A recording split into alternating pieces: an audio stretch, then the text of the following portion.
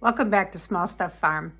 As I said earlier, I'm going to show you how to make a tortilla out of avocado, cheese, and egg. And these can be used to make sandwiches. They can be used underneath just about anything that you would put bread or some sort of tortilla underneath. They make great thin bread sandwiches. Now, the difference is that I'm going to do mine in a frying pan rather than in the oven. To do it in the oven, you should put it on parchment paper and grease that parchment paper. My way of thinking, and I could be wrong, this is kind of a test. We're going to see if this hack works or fails. To my way of thinking, if I put it in a non-stick frying pan with a little bit of olive oil, it's going to produce the same thing. It's going to be nice and crisp on the outside. It's going to be soft on the inside, and it's going to perform just as well. So I'm going to try it. I'll do one that way. The recipe that I'm making will make two so that you can put them over on top of each other and make a sandwich. Again, the recipe will be linked in the description below, as well as the avocado toast recipe are all linked in the description below. And we're going to put this together, see how it works out, see if the hack works or doesn't work, and let's get with it. So if you watched the first part of this video, you know that when I opened up the first avocado, the seed didn't want to come out. So we're going to see if this one does any better. Again, you just cut pole to pole on an avocado. Turn. And this one is a little more ripe, I can see. And it came out. So there's our seed on them, and then we have the avocado. And like I said, this avocado is a little more ripe, so it does have a little bit of discoloration here. It's not going to hurt anything. I'm going to cook these up right away. I just take this little end off, and then I go ahead and peel the avocado. Avocado is super, super easy to peel. So you see that? Just came right off. And the chickens will eat the avocado, but they can't have the skin. So again, we're just going to run our thumb underneath here as best we can. Try and get this peel to come off as close to one piece as possible. There we did. Now this one does have a little bit of extra ripe right there. It's really not a bad spot. It's just extra ripe. Took it right out. Now look how nice and clean that meat is right there. So this is very good. And I'm going to grab a fork, which of course is a million miles away from me right now. And I will be right back to show you what we're going to do with this lovely avocado. Okay, so the first thing I'm going to do is I'm going to chop this up pretty well. It has to be mashed. It's much easier to mash up avocado when it's in smaller chunks. So we're just going to chunk this up. And do remember that avocado will turn brown very, very quickly. So it doesn't call for this in the original recipe, but I am going to put just a little bit of lime juice on here just to counter some of that going brown before we're finished, since it was already a little overripe. So we're just going to squeeze a little lime juice in here and mix it around.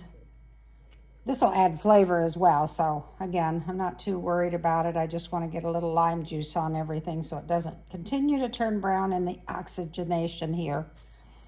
And then we're just going to take a fork, and actually I'm going to chomp this up even a little more. These were not the best avocados. It's not really the season. So what I had to buy at the store was not the best, which is why I'm trying to grow my own avocado trees, because what you get in the store is not always the best. So, and I was going to try and mash that with a fork, but to be honest with you, I think I'm going to go grab my masher, because I just think it'll do a better job of mashing it up. So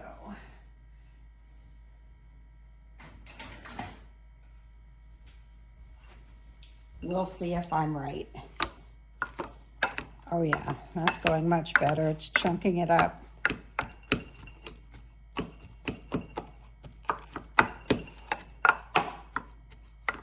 This is also a great tool for if you're cooking hamburger and you want it smaller in the pan. You just go through your hamburger with this and it Makes it smaller chunks so you don't have great big honking pieces of hamburger if you're making a soup or a chili or something. So this tool has lots and lots of uses in the kitchen, and I love it. This one happens to be the Pioneer Woman, but you can get a metal or just plain Jane. I just happen to like my teal one. So you can see it's doing a really good job mashing this up. Much quicker than a fork. You do want this pretty fine. So I'm going to go around a couple more times and then I'll take the fork and see if I can get it even a little finer. Now I'm going to clean this off. It did a really great job, to be honest. Scrape all that off, nice and clean. I am a non-wasteful cook. I get every drop. Something that drives me crazy when I watch other people's videos is how often they will take and leave half the ingredients in the pan because they don't have a spatula close by, and that just isn't okay. And yes, my counter's clean. I clean it in between all of my little things that I do. Yeah, this is mashing even better with the fork now that it's been mashed and has a little bit of that lime juice in there. Kind of helps. And I just think a little bit of salt enhances the flavor. So again, just a tiny bit. You don't have to put much. You don't have to put any. I just happen to like salt.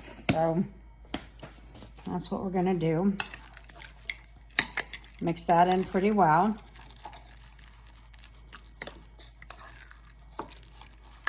And again, this is keto friendly. Not that we're big keto people, but we are doing a few things like that. Then a beautiful farm fresh egg from one of my spoiled hens. You're going to add that egg. And you're going to mix that in really well. And make sure all of that avocado gets incorporated with the egg, because the egg is what is going to really bind it together the most. Now, I've seen this made where they sprinkle flax seeds on top. You can use, I would not use white sesame seeds. They're not really good for you if you're my age, but black sesame seeds would be okay. Flax seed would be okay. Do not use chia seed. Again, if you don't soak chia seed, it's not good for you. Shouldn't eat it raw, and you shouldn't eat them unsoaked and unwashed. So, all right, we have our mash. And then the next thing and the final that we're going to do before we take it over to the stove is we're going to add about a cup of cheese, maybe a little more. I just happen to have a tiny bit of pepper jack cheese left in this package. I thought, why not use it up? And I may find that the reason that they do it in the oven is so that it doesn't, stick to the pan. But I cook eggs with cheese in my frying pans all the time. So we're going to give it a go. We're going to see how this works out. Now again, this is supposed to make 2.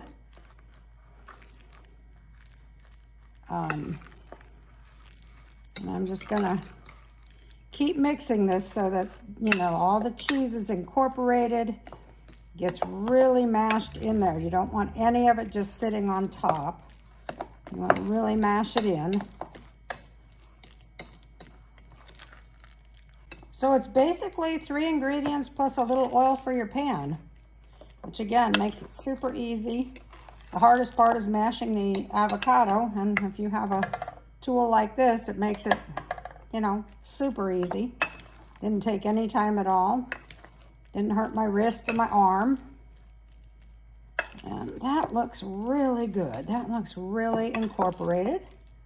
So we're going to move over to the stove.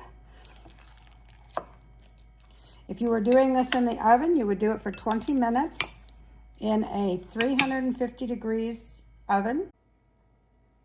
So I have my pan preheating, and then I'm going to divide out half and put it in here, and we're going to see how it works. All right, the pan is hot. I'm going to put right about half of this in here. And you want to flatten it out pretty well Again, we're making a bread, not a thick pancake or something. So I'm going to flatten it out like a tortilla. And I'm hoping my pan was hot enough. I don't want it over hot because I'm using olive oil, which has a lower scorching rate than some others. So we're going to let that cook, and we're going to see how it turns. I did lower the heat a little bit. I'd rather it cooked a little slower, but it doesn't really look like it's going to stay together very well, which was kind of my initial worry. So I guess the other one we will do in the oven. I'm going to let this cook, and we'll see what happens. So it didn't stay completely together, and we're cooking the other side now. But it smells delicious. I mean, even if this was just something because of the egg and cheese you ate as a breakfast dish, it would be good. So that's what we did. I do have the other one up here on a greased piece of parchment, and it's going in the oven as soon as my oven is heated up. And so we'll be back to see how it comes out at 350 degrees. I did not measure the cheese, and that might have been my downfall because cheese is very oily. And so maybe if I had measured the cheese, this would have stayed together and not gotten quite so greasy. I'm just not positive about that, but we're going to let this continue to cook and we'll taste it in a bit. So this is nearly cooked. It is browning on the other side. It's not exactly holding together, so I'm going to call this test a fail. However, it smells delicious, so I'm guessing it's going to taste really good. And if it tastes really good, then it just makes another way of making avocado toast, sort of. So I'm going to just give it a little taste, and we're going to find out. Whoops, a little less than that. It's really hot.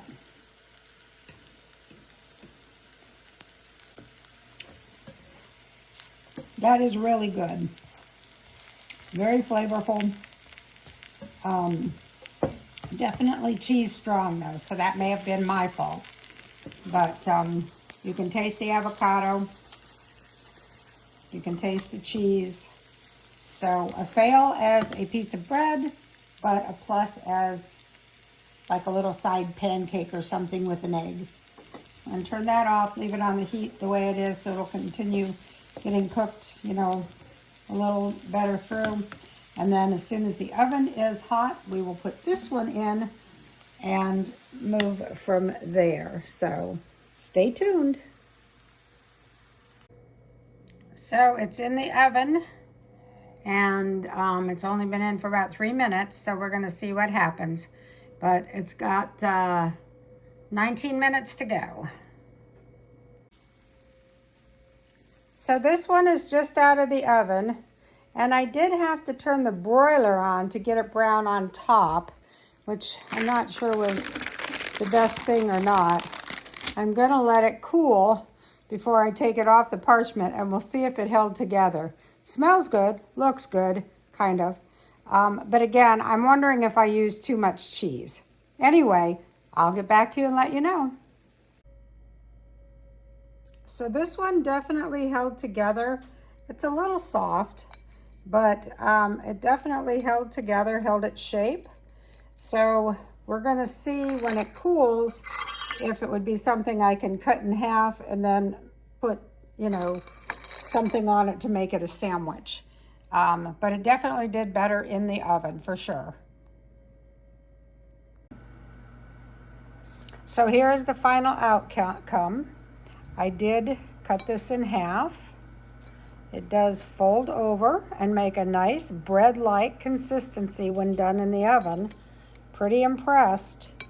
I didn't cut it all the way through, but it cuts pretty easy, although I am holding the phone, so I'm having a bit of a problem. But if you look at the consistency of it, it does look like bread. And so you can take this and make a sandwich with it. Pretty impressive. I like that. That is not a fail. Okay, well, I just went out with the dogs for a minute. It's the temperature's definitely dropping. We're going to get very cold tonight. It's been in the 70s, and now tonight it's going to drop down into the 20s, which is not good to go from one extreme to the other, but we'll manage. Anyway, I did the avocado toast and then the avocado tortilla today, and I'm going to upload those. I'm also going to start uploading the videos that I've done over the past 2 or 3 weeks. I've done them intermittently, and then I haven't had time to get to my computer. So I'm looking forward to getting several videos out this week. Stay tuned. Keep watching. Please subscribe. Love you all. God bless you from Small Stuff Farm.